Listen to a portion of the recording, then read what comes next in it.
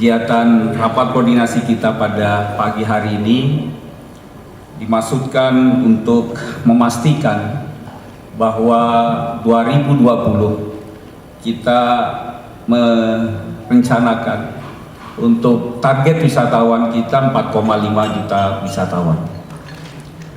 4,5 juta wisatawan ini tentu tidak kerja mudah, perlu kerja bersama, dan oleh karena itu tema kita pada pagi hari ini adalah sinergitas kita untuk mencapai 4,5 juta wisatawan itu. Saya sengaja menyinggung terakhir pariwisata, karena asumsi saya pariwisata kita ini sudah bagus. Jadi tidak perlu lagi disosialisasikan seperti industrialisasi, zero waste, dan peningkatan SDM. Karena Lombok itu begitu indahnya. Tapi ketika saya mendengar paparan dari Kadis Pariwisata kita, saya baru sadar PR kita masih banyak. Tepuk tangan buat Kadis kita. Yang nampaknya memang harus perlu banyak belajar. Kenapa? Kalau kami orang marketing, orang bisnis, kalau dikatakan misalnya kita akan punya 4,5 juta wisatawan, saya mestinya dapat 4,5 juta wisatawan itu siapa? Di mana dia tinggal? Apa kesukaannya dan lain sebagainya? Sehingga jangan ngarang-ngarang 4,5 juta. Nah ini penting. Nah saya kasih cerita untuk menambah supaya bapak-bapak tahu nih, kemarin di Bali saya Pak Awan mohon izin ceritanya. Ini karena fakta. Dulu saya jadi Ketua Senat Mahasiswa di UI tahun 94-95, mungkin saya satu-satunya Ketua Senat UI yang berani menikah di masa jabatannya. Seminggu setelah saya menikah dengan Bu Niken, itu saya bangga betul sebagai anak muda karena mampu menghamili beliau setelah seminggu menikah. Itu luar biasa tuh Pak Dirjen. Jadi seminggu setelah menikah, Bu Niken langsung periksa kesehatan. Jadilah Pak Dokter di depan kami tinggal di Selipi, kami nyebrang jalan ke rumah sakit harapan kita. Di sana kan di daftar nama apa segala macam, pakai kartu kredit dan lain sebagainya.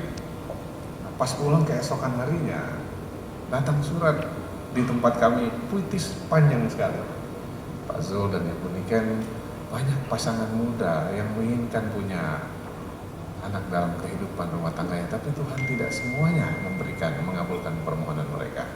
Beruntunglah Bapak dan Ibu ternyata dipilih yang Maha Kuasa untuk diberikan amanah untuk mempunyai anak dan momongan di kemudian hari. Oleh karena itu kami yakin 9 bulan, 10 hari yang akan datang, kehidupan Bapak dan Ibu akan berubah sama sekali. Itu batalnya. Kita senang dapat terima surat itu. 3 bulan kemudian datang lagi surat tidak kalah bagusnya, sambil mengatakan Pak Zul dan Bu Niken kandungannya ternyata bagus. Sekarang bayi ini sudah mulai bergerak dan sudah dititipkan yang Maha Kuasa kehidupan. Kalau bisa mulai diperkenankan Al-Quran, lagu-lagu yang memungkinkan brain dia bergerak sehingga kecerdasan akan lebih baik dibandingkan bayi-bayi yang lain. Senang kita bacanya.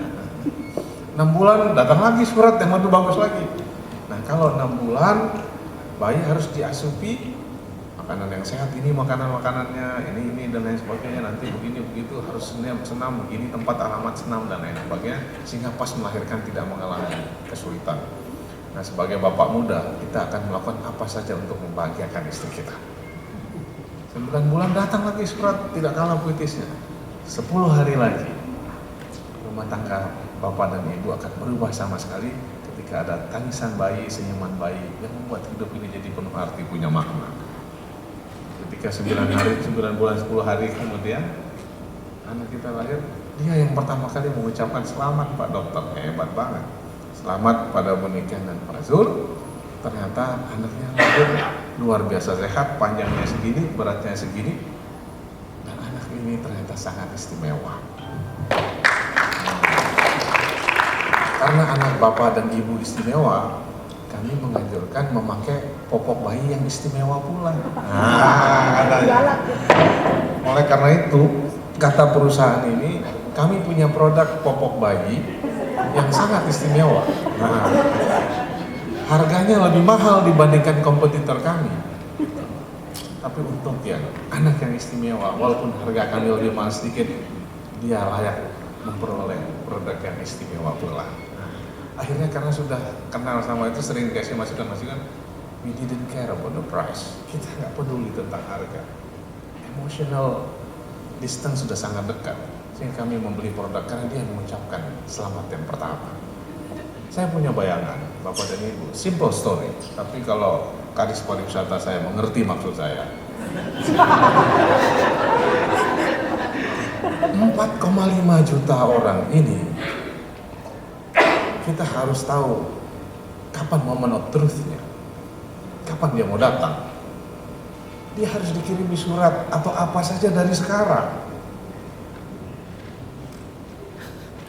Saya membayangkan 4,5 juta ini kan nggak mungkin datang di satu negara. Treatment kita sama orang Malaysia, orang Singapura, Korea, Cina, India, Arab, dari mana 4,5 juta ini? Berapa dari Arab, berapa dari India, berapa dari Australia, berapa? Then you formulate your strategy. Tapi kalau Anda nggak tahu 4,5 ini datang dari mana,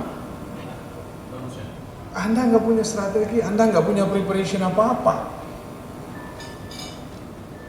Nah kalau di buku Alice and Wonderland kan orang Amerika itu selalu pakai simple story aja. Ditanya oleh kucingnya, Alice kamu mau kemana? Aku belum tahu mau kemana. Apa kata Alice-nya? Apa kata kucingnya? Sebelum Anda mendefine dan memutuskan Anda mau kemana, jalan kemana saja yang Anda pilih, Anda akan tersesat. Jadi kalau mau ngomong 4,5 juta, ini nggak banyak. Saya ke Hangzhou di Cina 700 juta tiap tahun. 4,5 juta, saya kalau tanya pasti dia nggak bisa jawab. Malaysia berapa, Korea berapa, apa berapa, Australia berapa.